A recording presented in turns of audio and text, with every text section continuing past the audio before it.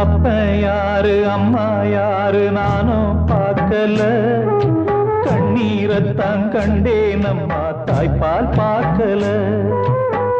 பிறக்கும் குழந்தைக்கெல்லாம் பட்டு தொட்டில் தான், எனக்கு தொட்டில் என்னமோ குப்பை தொட்டிதான்.